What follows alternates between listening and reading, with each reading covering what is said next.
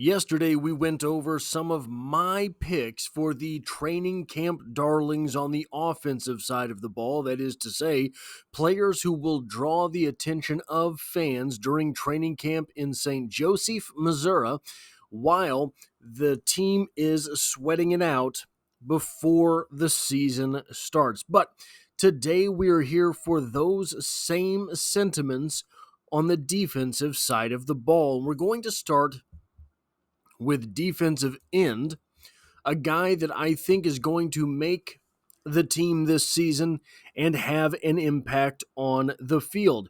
Truman Jones, 6'3", 250 pounds, with a 4.68 40-yard dash. His final season in college, he had 42 pressures, 26 hurries, 8 quarterback hits, and 8 sacks. That is a lot of production. He also, in addition to that 4.68 40-yard dash, which is a good number, has a 37-inch vertical and a 10-foot 2-inch broad jump. These are elite-type numbers for a defensive end prospect, even if the guy is only, quote-unquote, 250 pounds.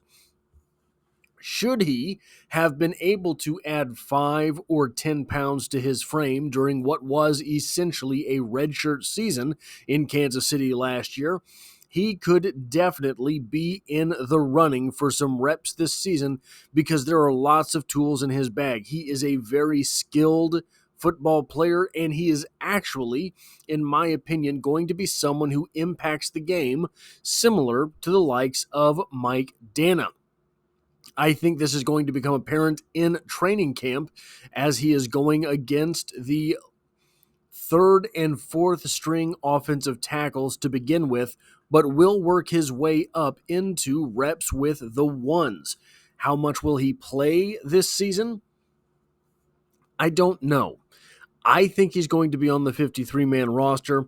I think that there is a chance that he works his way into the rotation. Look, there's a reason that the Chiefs did not.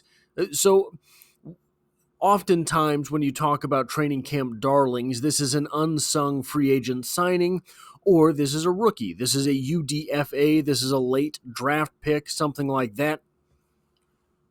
Truman Jones was here all last season. The Kansas City Chiefs have no rookies at the defensive end position, and there is a reason for that. At defensive tackle, what I'm suggesting is that the Kansas City Chiefs, who saw practice every day, understand something about their defensive ends that would make them not necessarily hesitate to sign a defensive end, but feel like maybe they don't have to. Someone is performing. At defensive tackle, there are two choices here that could have been made. Fabian Levet, who is a defensive tackle, a free agent, undrafted out of Florida State. I may have talked too much about Fabian Levet on this channel, so I wanted to give Alex Gubner here some shine as well. 6'2", 284 pounds with a 4.82 40-yard dash.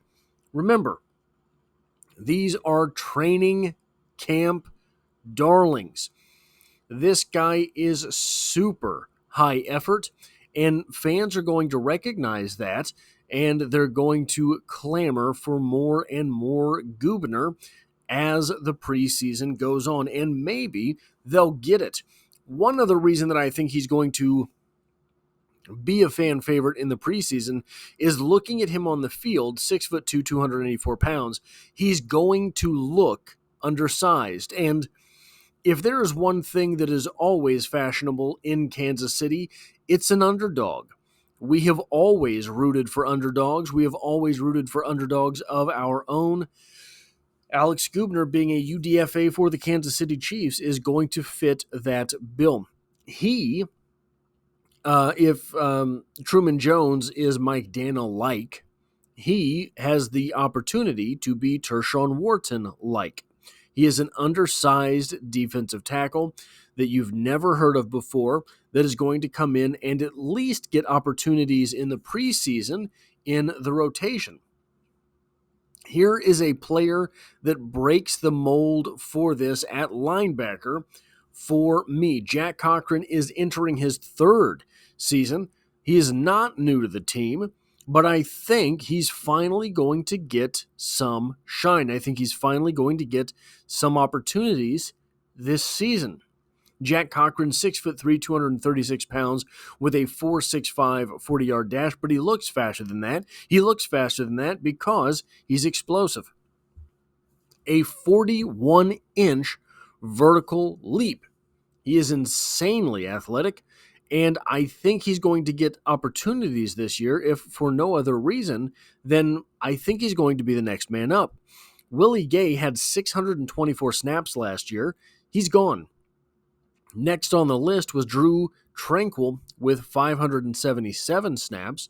Then you have Leo Chenal with 443, Nick Bolton with 442, and Jack Cochran at the number 5 spot with 180. Now, with Willie being gone, this is way too simplistic because part of the reason Nick Bolton had so few snaps was injury.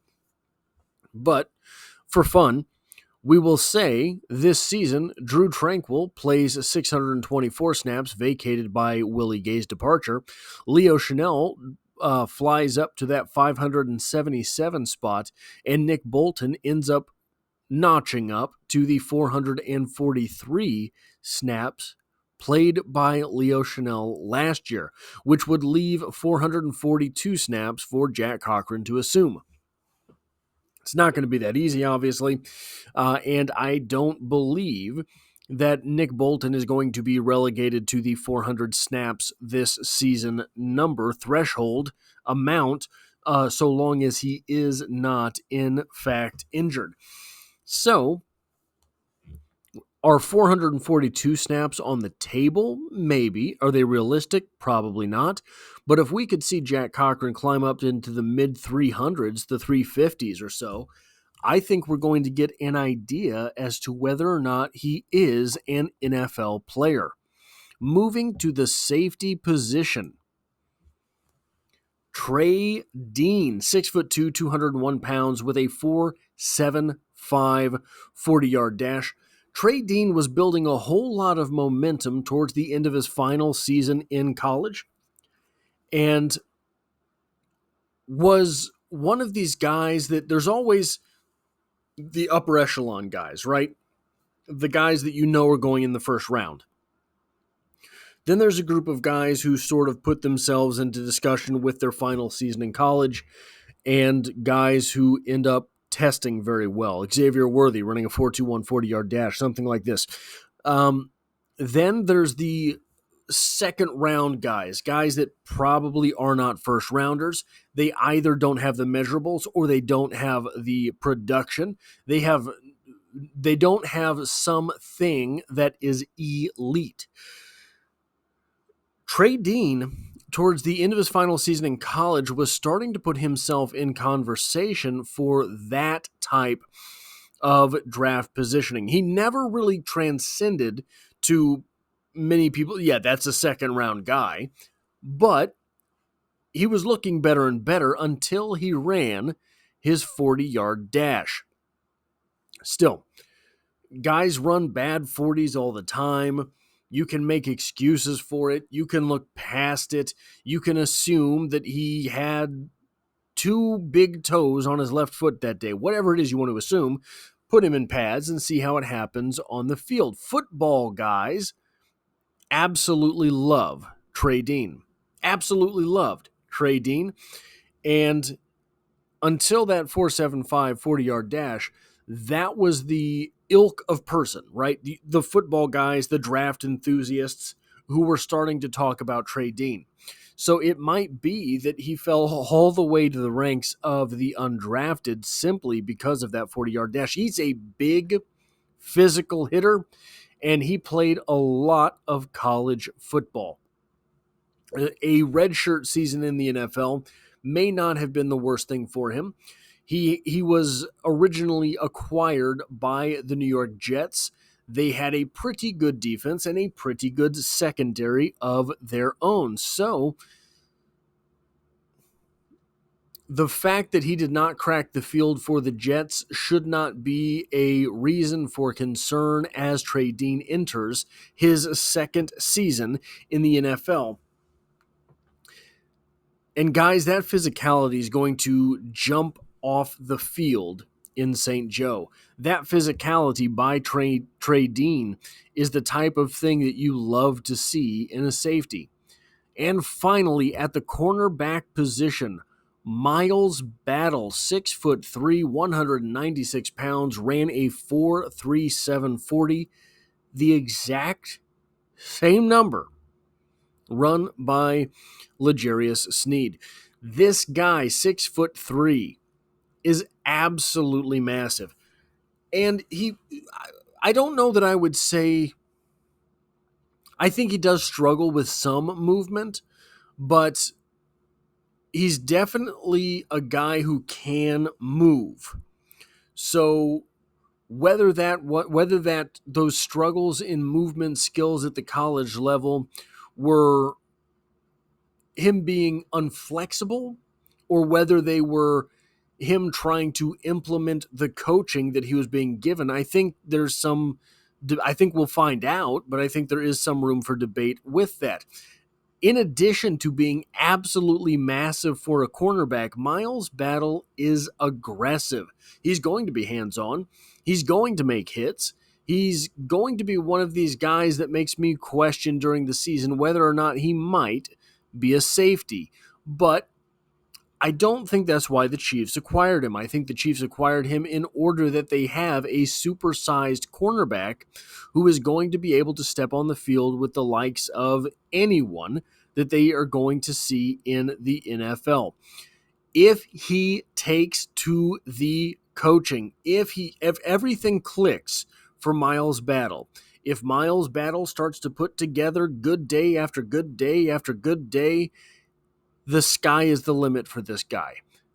He has the potential to be a game changer at the cornerback position. Doesn't mean he's going to. Doesn't mean it's obvious. Doesn't mean it's going to just take a little bit of polish and all of a sudden you have an all-pro cornerback. That's not what I mean.